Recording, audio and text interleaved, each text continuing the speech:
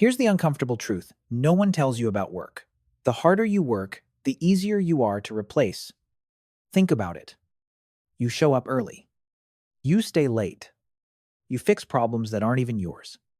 And somehow, the person doing half as much is still there, still safe, sometimes even getting promoted.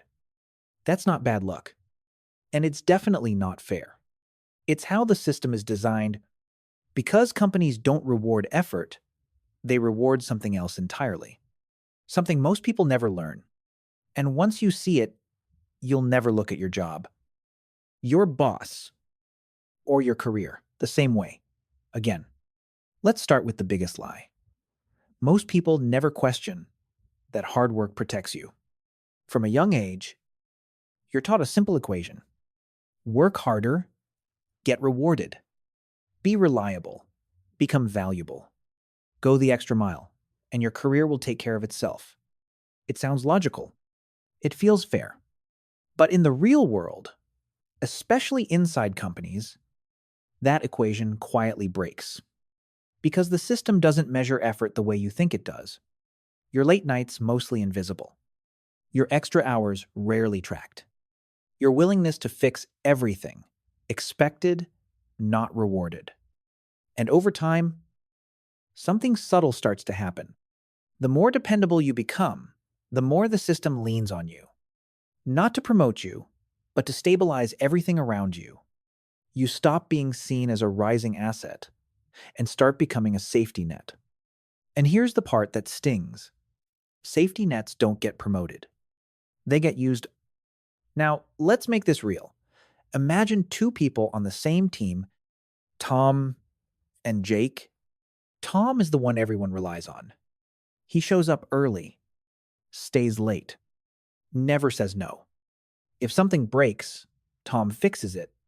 If someone falls behind, Tom steps in. Managers love him. Teammates depend on him. He feels indispensable. Then there's Jake. Jake does his job, and that's it. He logs in on time, logs out on time, doesn't volunteer, doesn't chase extra work. At first glance, he looks lazy. But here's what's strange. Jake is never stressed, never overloaded, and somehow never in trouble. In meetings, he speaks just enough. Around the office, people like him. To leadership, he's visible, calm, and easy to work with. Meanwhile, Tom is buried in tasks nobody else wants. Same company, same role. Two completely different experiences. And if you're honest, you already know which one you are. At first, it doesn't feel like a problem.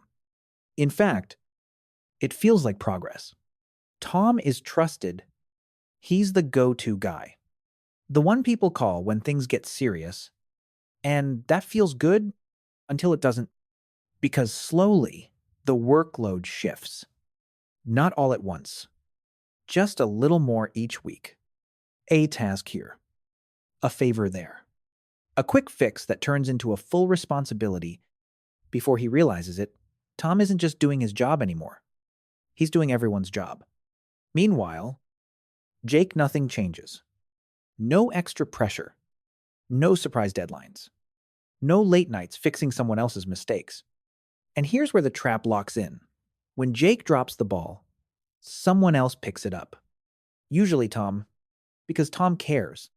Because Tom is reliable. Because Tom doesn't want things to fail. But that's exactly the problem. The system learns. It learns that Tom will absorb the pressure, and Jake won't. So it stops pushing Jake, and starts depending on Tom, not as a top performer, but as a buffer. A safety net that keeps everything from falling apart.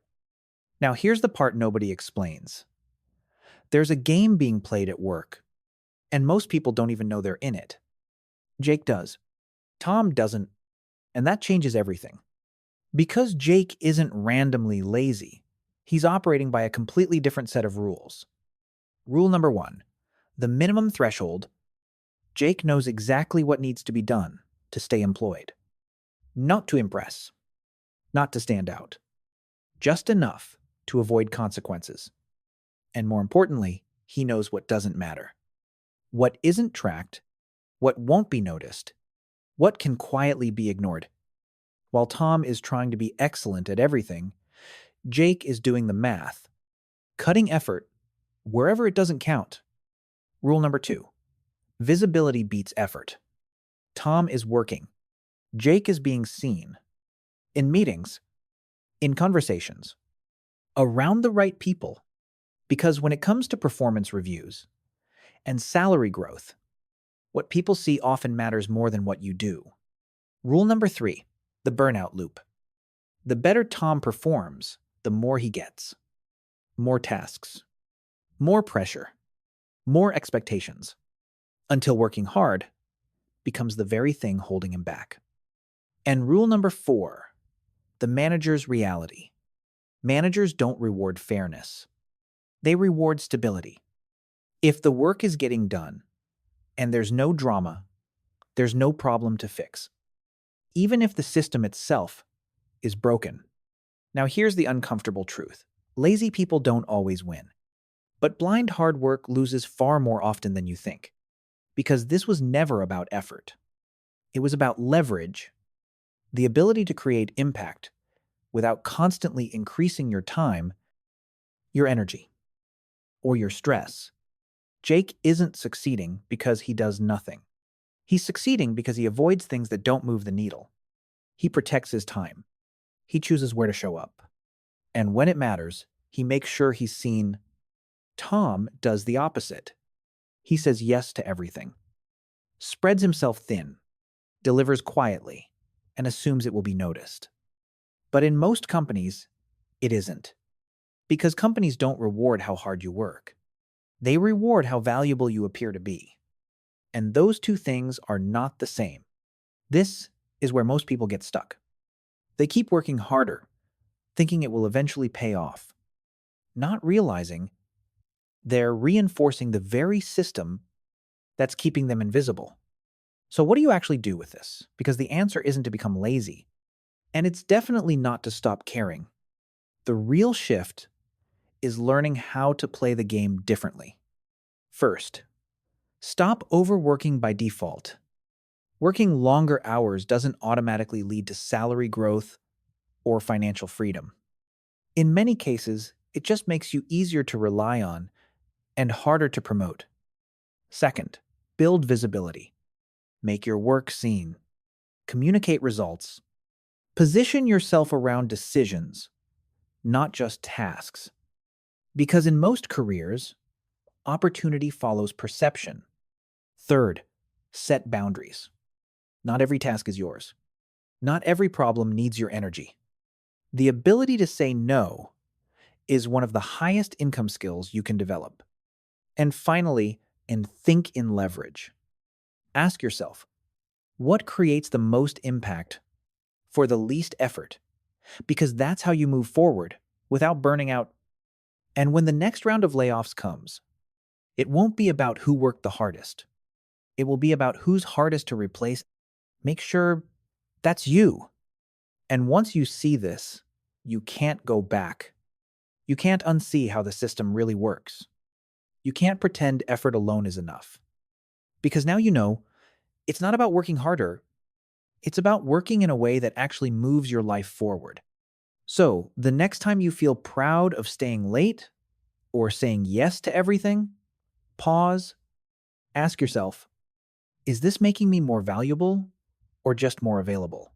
Because those two paths lead to very different lives. One leads to burnout. The other leads to freedom. And the difference is how you choose to play the game.